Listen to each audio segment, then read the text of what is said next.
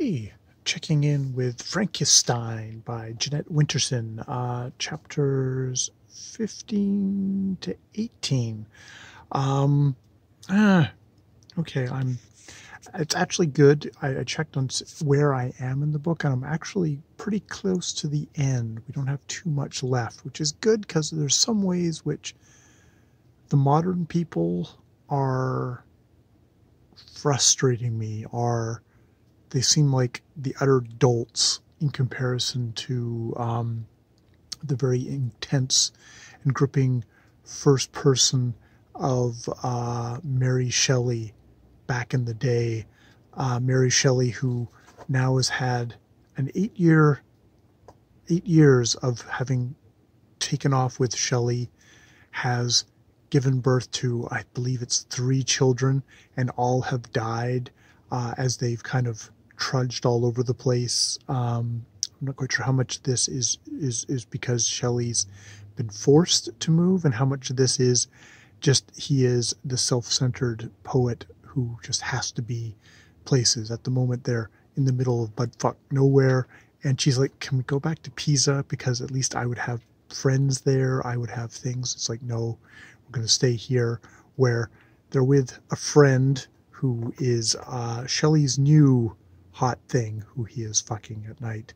They have separate rooms, and then he goes to see Byron, who impregnated Claire, and then took the child from her, put her in a convent, and took off with the kid. I don't know if the kid lived, but Percy's first wife killed herself. I'm assuming due to the trauma and stuff of getting left abandoned by Percy, and all that stuff. And she's like, am I being punished for what we've done together?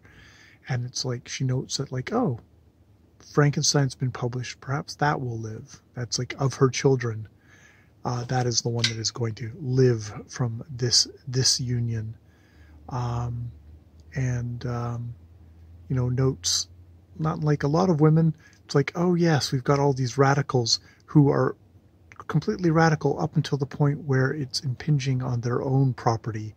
And indeed, women are their property, thinking about Byron and Claire, and Percy and her. It's like she doesn't get a deciding vote in where they live and stuff like that. So there's that. That is definitely the thing. I don't think we've had any more check-ins with Frnkssstn at the sanatorium and Mary Shelley. I'm assuming later on, having encountered him, we do get back to Frnkssstn in his subterranean thing in Wales, where they have brought the severed head of IG Good, who indeed is actually a anglicized version of Isadora something. Oh, so another descendant of, like, the Isadora of from back in Mary Shelley's time. You get the sense, and being a Jewish guy, and it's like, as a Jewish kid born 1909 or something like that, and being bullied and by racist kids, is called Jude, and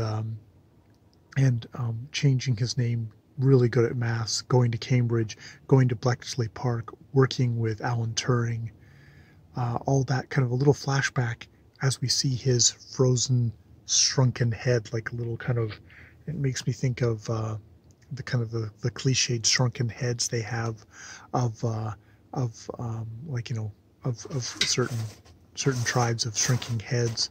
Obviously, probably a lot less trauma because hopefully because they've cared for the head, but they have this head, and Stein is going to do an experiment, and Claire is there, now the CEO and partner of Roy Lord, and who should show up but Polydora has shown up uninvited and has come in, and of course Rye is there. Rye is sort of the viewpoint character, even though they sort of have disappeared and are a bit more of a camera in this section, which is maybe a part of it. And they have these discussions, and a lot of them, like, you get a lot of stuff of like Roy going, I think it's Roy, damn it, Roy Lord going, it's like, well, I'm not really a brain, it's like, I'd need a body. I'd want to be doing body stuff.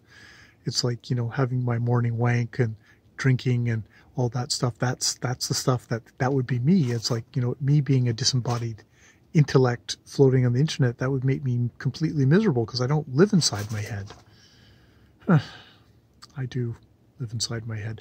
But, so it's like, what is this good for? And Stein is sort of talking about how, like, this is how we escape the planet. This is how we explore the stars.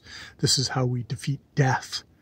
And he's going to do the experiment tonight. And apparently he's flooded the thing so they're cut off. They're sealed in here now. So for whatever experiment is going to happen. But a lot of the modern day stuff really does feel like them sitting around kind of arguing with each other about kind of these philosophical manners, and Stein doing what seem like maybe unethical things with bodies, and Rye helping him, and their love affair. We do have a thing at the end where, like, he ushers everyone else out, and he takes Rye into his hands, and it's like, I love you because you are so I love you because you're not one thing. You're fluid. You're sometimes a man, sometimes a bit of a woman, or a boy, or a carved statue. It's like a Pygmalion thing, of like that transformational thing, which he's totally into, which is like, oh, you're really into Rye, not for Rye, but for what Rye is as being a transgendered person versus a particular transgendered person, which makes you that much more, which, I guess is makes you think Rye isn't really valuing themselves that very well either, which, people don't. Yeah. So, the modern people are kind of getting on my nerves more, whereas, like, I'm much more interested in Mary Shelley back in the day and her kind of fierce kind of seeing through all this bullshit. Whereas the people in the present seem like fully in their bullshit, fully quoting stuff, fully gender politicking each other, fully being misogynistic, being transhumanist snake oil salesmen. I don't know if that's a frustration with my own time, or the romantic poet kind of time of Mary Shelley, and that being more appealing to me as a reader. So it's interesting. It is an interesting juxtaposition. And I'm like, am I criticizing Winterson for not really realizing characters, modern characters, like they feel caricaturish? Or am I criticizing modern times for turning us all into caricatures? I think there's probably more Winterson issues with Winterson, and it's like, it feels like it's more, those characters are more broadly satiric, whereas Mary Shelley feels like an actual Mary Shelley to me. I don't know. Yeah, I guess we'll see. We'll see what they do. What's Frnkssstn up to? Frnkssstn up to? What's Victor Stein up to in this world? Is he going to upload a mind into is IG Good going to come back to life? Is it going to be a monster that is going to be angry with his creator?